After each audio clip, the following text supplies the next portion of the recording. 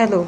हम लोग पढ़ रहे हैं पॉलिनोमियल्स के बेसिक्स के बारे में कि पॉलिनोमियल्स क्या हैं और उसमें किस तरह से टर्म्स डिफाइन की जाती हैं।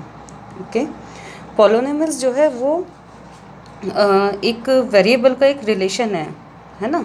Late X be a variable and n be a positive integer and a1 a2 up to an they are constants, then this type of relation an x raised to power n plus an minus 1 into x raised to power n minus 1 plus an minus 2 into x raised to power n minus 2 up to a1x plus a0, this is called polynomial. Okay, for example, अगर आप कोई भी x का relation maintain कर रहे हो, है ना, जैसे आपके पास यू हैव सम बनानास और some pencils. Okay, let number of pencils equal to x. Okay, and you give 3 pencils to other person, then your relation will become x minus 3. Okay, so you have a relation x minus 3. ठीक है, आपकी pencils के लिए आपके पास x variable में एक relation set हुआ है, इसको भी आप पॉलिनोमियल बोलोगे. ठीक है, जो आपने एज्यूमेशन किया था पहले केवल x, वो भी एक टाइप का पॉलिनोमियल ही है. ओके, रादर अगर आप नंबर 3 ले रहे हो f of x is equal to 3, तो ये भी एक टाइप का पॉलिनोमियल ही है. केवल नंबर 3 ये भी एक पॉलिनोमियल है, कांस्टेंट पॉलिनोमियल. बेसिकली कोई भी एक रिलेशन सेट करना x वेरिएबल के लिए, क्योंकि इस टाइम क्या है, इस टाइम आपका जो x क्या है, x एक टाइप का नंबर ही है. बस इसमें आपने क्या किया, अपने नंबर की वैल्यू फिक्स कर दी, दैट्स इट. तो 3 भी जो है वो एक टाइप का पॉलिनोमियल हो गया. ओके, तो अगर आप इस टाइप से बहुत सारे पॉलिनोमियल फॉर्म कर सकते हो. जैसे आपके नंबर ऑफ पेंसिल्स थे, है ना, तो नंबर ऑफ पेंसिल्स जो है, अगर मान लीजिए वो इस टाइप से भी हो सकता है कि आपने एक्स स्क्वायर किया, फिर उसमें से 4 इंटू एक्स माइनस किया, और फिर उसमें आपने 3 प्लस किया. ठीक है, तो इससे भी क्या हुआ, वो एक पॉलिनोमियल की तरह सेट हो गया. ओके, नाउ अब आप क्या करोगे कि आपको ये डाउट हो सकता है कि ये जो मैंने एफ ऑफ एक्स टर्म लिए ये क्या है.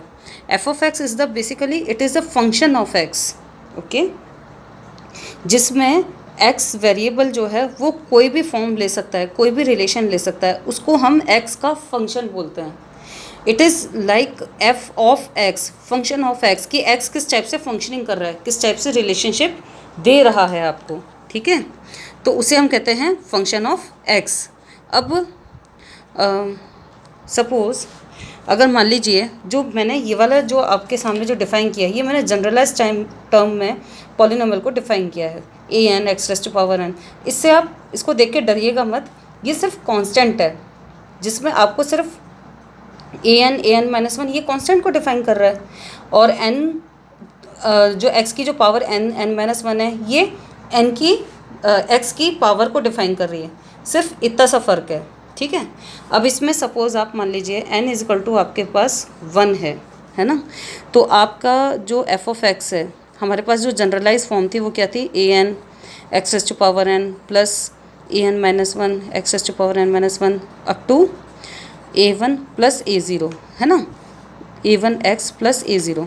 तो अब इसको मैं कैसे डिफाइन करूँ, अगर n इज़ इक्वल टू 1 है तो इसका मतलब क्या होगा, ये हो जाएगा a1 और x raise to power 1 plus a n minus 1, तो 1 माइनस 1 क्या हो जाएगा, 0, और x की पावर n माइनस 1 1 माइनस 1 यानी 0, कितना आया, a1x प्लस a0. इस टाइप का आपके पास पॉलिनोमियल आ गया. और a1 और a0 क्या हो सकता है, कोई भी कांस्टेंट हो सकते हैं. जैसे सपोज़ हो सकता है कि a1 जो है वो 3 हो, मैंने एज्यूम किया है, आप कुछ भी एज्यूम कर लो, कोई फ़र्क नहीं पड़ेगा, मैं सिर्फ समझाने के लिए बता रही हूँ. तो ये क्या हो जाएगा तब 3x प्लस 4, है ना, ये आपका फंक्शन डिफाइन हो गया. तो मैं आपको ये बताना चाह रही हूँ कि एक जनरलाइज फॉर्म से आप किसी स्पेसिफिक फॉर्म पे कैसे आते हो. ठीक है, जैसे n इज़ इक्वल टू 3 लिया आपने, let n is equal to 3, है ना। तो अब आपके पास जनरलाइज फंक्शन क्या है, F of X is equal to A N X raise to power N plus plus A 1x plus a0, है ना। ये मैं यहाँ तक क्यों डिफाइन कर रही हूँ, मैं ये डिफाइन करना चाह रही हूँ कि एक एक करके n की पावर जो है वो कम हो रही है ना। तो जब एक एक करके कम हो रही है तो ऐसा भी हो सकता है बीच के टर्म्स ना भी हों। ऐसा भी हो सकता है कि ना, मान लीजिए एक एक्स की पावर 5 और उसके बाद डायरेक्टली एक्स की पावर 1 की टर्म आ जाए, ये भी पॉसिबल है। ऐसा कोई ज़रूरी नहीं है कि ये एक सारी टर्म होनी, बीच वाली सारी टर्म प्रेजेंट होनी ज़रूरी है, ठीक है। तो अब अगर मान लीजिए n इक्वल टू 3 है तो इसका मतलब मैक्सिमम पावर कितनी होनी चाहिए, 3 होनी चाहिए। तो a3 X raise to power 3 plus उससे एक कम a2 एक्स स्क्वायर। अच्छा, ऐसा भी हो सकता है कि एक x की टर्म हो ही ना, तो ये डायरेक्ट क्या हो जाए, a0 हो जाए। अब इसमें से a1 a2 a0 a2 a3 इसकी वैल्यू कुछ भी हो सकती है, समझ में आया। तो इस टाइप से मैं फंक्शन ऑफ एक्स को मैं इस जनरलाइज टर्म से डिफाइन कर सकती हूँ। और इसमें अगर मान लीजिए a3 इज इक्वल टू 5 हो, ठीक है, then a2 is equal to 3 हो और a0 इज इक्वल टू 1 हो, तो ये फॉर्म कैसे हो जाएगी बेटा, 5 into x cube plus 3 into X square plus 1। तो देखिए अब आपको ये इक्वेशन समझ में आ रही होगी। कोई भी इक्वेशन जो होती है वो क्या होती है, एक्स का एक रिलेशनशिप सेट कर रही है ना। उस रिलेशन को जनरलाइज फॉर्म में मैंने इस तरीके से बता दिया, बस इतना सा डिफरेंस है। तो आई होप कि आप लोगों को समझ में आया होगा। मैंने इधर कुछ और एग्जांपल भी लिए हैं, जैसे 2 into X raise to power cube plus 7 into X square minus 4x plus 15, 3 into X raise to power 4 plus 7 into X square minus 5।